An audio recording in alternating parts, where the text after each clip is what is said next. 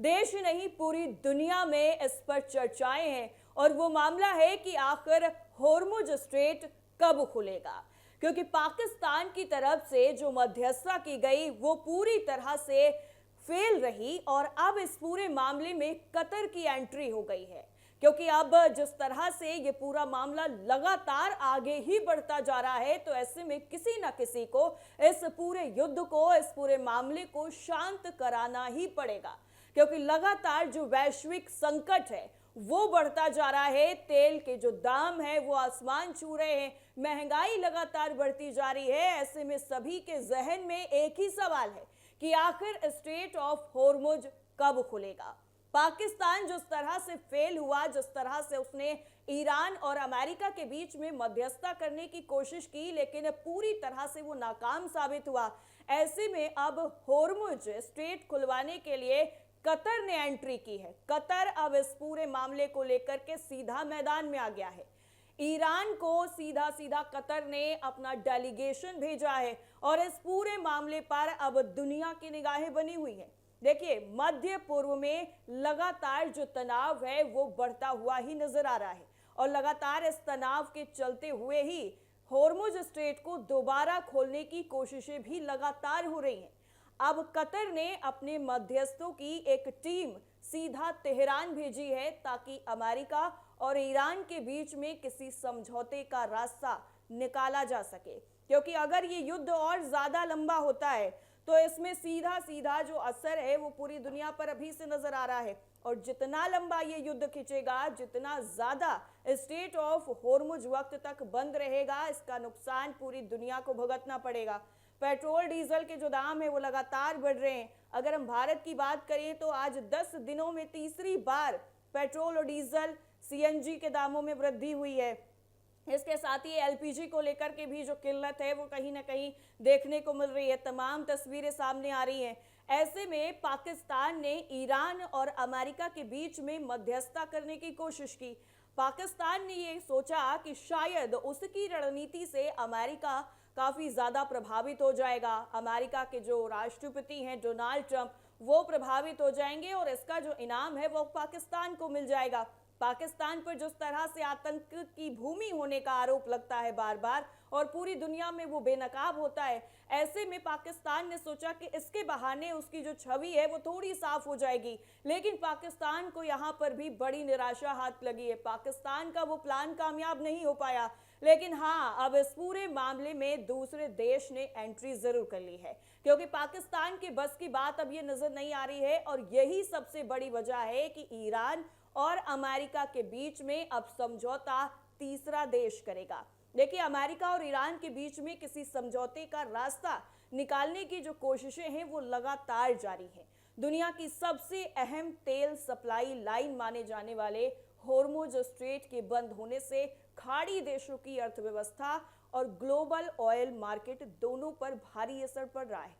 तो देखिए, ऐसे में ये नहीं कहा जा सकता है कि जो खाड़ी देश यानी गल्फ कंट्रीज जो हैं उन पर कोई असर नहीं पड़ रहा है, उन पर भी असर पड़ रहा है। अर्थव्यवस्था उनकी जो है वो चरमराती हुई नजर आ रही है।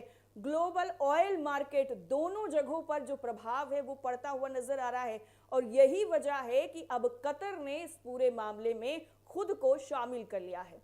कतर ने अब कोशिश ये की है कि अपना डेलीगेशन भेज करके ईरान की जो भी चीजें हैं, जो भी उसकी शर्तें हैं, उन पर विस्तार से बात की जाए और आखिर इसका रास्ता कैसे निकलेगा, कैसे इसको शांत किया जा सकता है, उन तमाम विषयों पर अब चर्चा शुरू हो गई है। अब यहाँ से कहीं ना कहीं एक जो नई उम्मीद की किरण है वो नजर आ रही है कि हो सकता है कतर की बात ईरान मान जाए या फिर कतर अगर मध्यस्थता करने के लिए अब ऑफिशियली उतर रहा है तो ऐसे में ईरान मानता है नहीं मानता है या अमेरिका मानता है या नहीं मानता है, ये कतर की जो रणनीति है उस पर डिपेंड करेगा।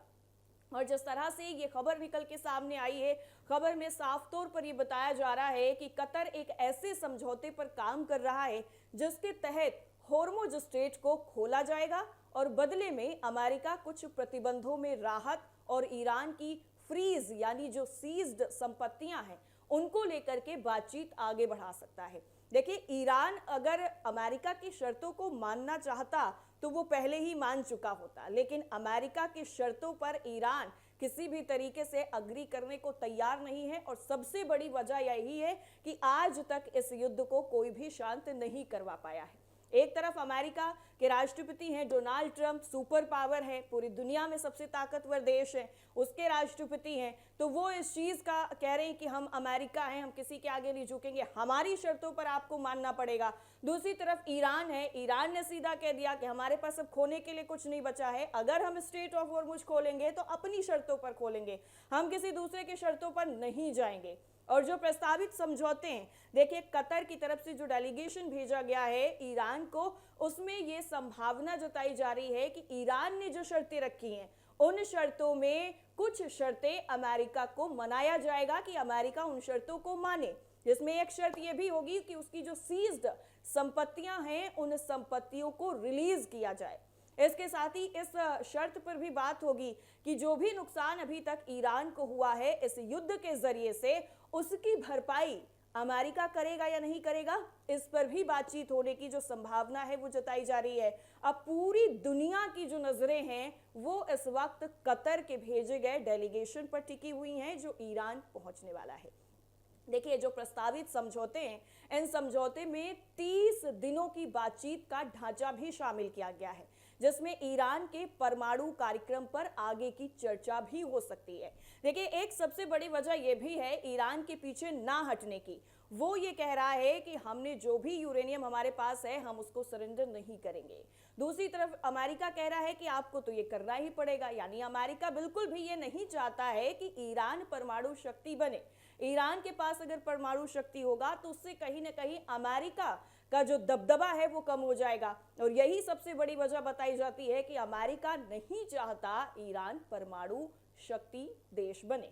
अब तक जो अमेरिका और ईरान के बीच में बैक चैनल बातचीत हुई है उसमें मुख्य भूमिका पाकिस्तान और ओमान निभा रहे थे, लेकिन अब कतर की एंट्री को बड़े ही कूटनीतिक संकेत के तौर पर देखा जा सकता है, क्योंकि खाड़ी देशों में भी इस टाइम अर्थव्यवस्था को लेकर के काफी ज्यादा जो क्राइसिस हैं वो देखने को मिल रहे हैं।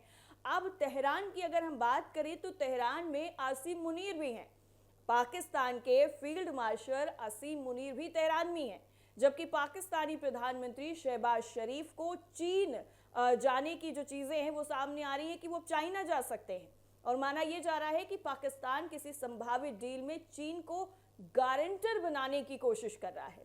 कुछ रिपोर्ट्स जो हैं वो सामने आ रही हैं, इसमें यह कहा जा रहा है कि अमेरिकी विदेश मंत्री मार्को रूबियो ने यह साफ कहा है कि अमेरिका किसी भी हालत में ईरान को होर्मुज स्ट्रेट से गुजरने वाले जहाजों पर टोल टैक्स लगाने की इजाजत नहीं देगा। ईरान ने पर्शियन गल्फ स्टेट अथॉरिटी यानी पीजीएसए का नाम एक नया ढांचा भी बनाया है, जिसके जरिए वो जहाजों की आवाजाही नियंत्रित करने, यानी उनको पूरी तरीके से कौन आ रहा है, कौन नहीं आ रहा है, कौन जा रहा है, इन सभी को वो कंट्रोल करना चाहता है, और साथ ही साथ उनसे जो टैक्स है वो वसूलेगा, इसकी भी तैयारी है। ईरान की इसी योजना का खाड़ी देशों ने भी विरोध शुरू कर दिया है।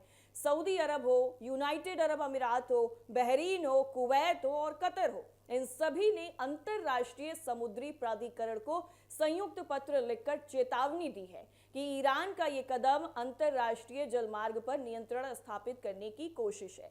इसके साथ ही ईरान पर फिर हमले की योजना में ट्रंप हैं, इस तरह की जो खबरें हैं वो भी सामने आ रही हैं। देखिए एक तरफ कतर जो है वो ईरान अपना डेलीगेशन भेज चुका है, वहां पर बातचीत की कोशिशें जारी हैं। ऐसे में अमेरिकी मीडिया में ये दावा किया गया है कि वॉशिंगटन जैसे सैन्य हमलों पर विचार कर सकता है, हालांकि अभी अंतिम फैसला नहीं हुआ है। राष्ट्रपति ट्रंप ने भी अपने निजी कार्यक्रम रद्द कर दिए हैं और व्हाइट हाउस में लगातार बैठकों का दौर भी जारी है।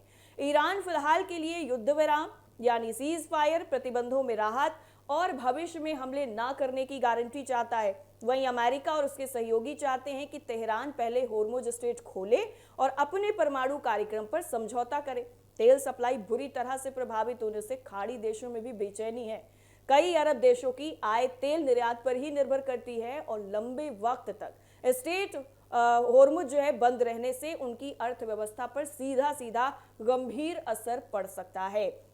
इसके साथ ही जिस तरह से लगातार अमेरिका और ईरान के बीच में ये जो रास्ता कशी है वो चलती हुई नजर आ रही है। ये अभी फिलहाल के लिए अब कतर इसमें किस तरह से अपनी भूमिका निभाता है, क्या वो ट्रंप को मना पाता है या नहीं मना पाता है, क्या वो ईरान को मना पाता है या नहीं मना पाता है। क्योंकि देखिए दोनों देशों की जब तक कुछ शर्तें नहीं मानी जाएंगी, चाहे अमेरिका की तरफ से जो शर्तें हैं वो ईरान कुछ नहीं मानता है या फिर ईरान की जो शर्तें हैं वो अमेरिका कुछ नहीं मानता है, तब तक इस पूरे मामले पर शांति की उम्मीद नहीं की जा सकती है। क्योंकि हालात इसी तरह से नजर आ रहे हैं और अब कतर की भूमिका पर सभी की निगाहें हैं कि वो किस तरह से ट्रंप को मनाएगा, किस तरह से वो इस पूरे मामले को शांत करने की कोशिश करेगा।